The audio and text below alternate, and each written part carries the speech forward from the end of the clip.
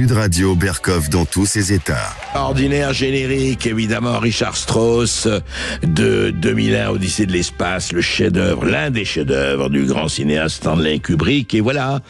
Eh bien, écoutez, vous savez qu'il y avait des astronautes partis il y a quelques mois, Sun Winnan et Butch Wilmore, deux vétérans de l'espace, sont coincés depuis juin dernier. Vous voyez, nous sommes aujourd'hui en mars.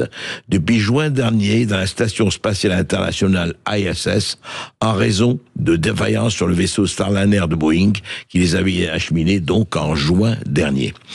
Ils sont restés, ça fait quand même donc, regardez, juin, décembre, puis de 9 mois qu'ils sont en train de tourner dans l'espace. Eh bien, pendant quelque temps, il se passe rien. Il se passe rien.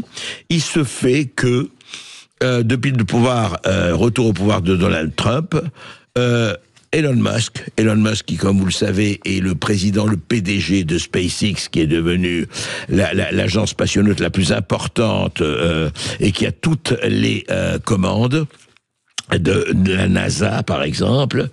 Eh bien, voilà, ils sont allés les chercher, SpaceX, et ils viennent effectivement de se contacter. Ils ont, d'ailleurs c'est très simple, les cosmonautes, les vétérans de l'espace, ont quitté la station et atterriront aujourd'hui à 22h grâce à une capsule de l'entreprise SpaceX. Alors vous allez me dire, eh bien, comment ça se fait qu'on ait attendu autant? Eh bien, tout simplement parce que Joe Robinette Biden ne voulait pas que Elon Musk, dont il savait effectivement l'appui à Trump, ne voulait pas qu'Elon Musk tire gloire de cette opération. Donc, il a fallu attendre la présidence de Trump et pour que Elon Musk fasse envoyer la capsule SpaceX dans l'espace et récupère. Mais alors, je finis là-dessus parce que ce qui est extraordinaire, c'est comment notre agence France-Presse, l'agence France-Presse, l'organe officiel français, voilà comment elle a commenté effectivement ce qui se passe depuis quelques jours. Je transcris mot pour mot.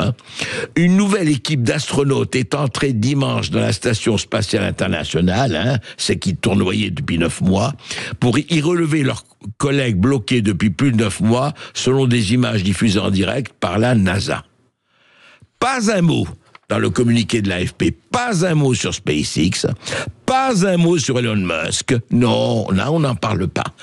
Franchement, que l'agence France-Presse en arrive à faire pareil communiqué digne de l'Union soviétique sous Staline ou Brejnev, ou digne, je ne sais pas moi, de Mao Tse-tung ou de Kim Jong-un de Corée du Nord, parce qu'il ne faut pas parler de gens qu'on n'aime pas. Évidemment, je ne sais pas pourquoi on n'aime pas, mais enfin, ça n'a rien à faire que vous détestiez Elon Musk. Vous pouvez très bien citer comment ça se passe, et que c'est une opération réussie, et magnifiquement réussie, puisque tous les astronautes rentrent ce soir à 22h et seront dans leur pays.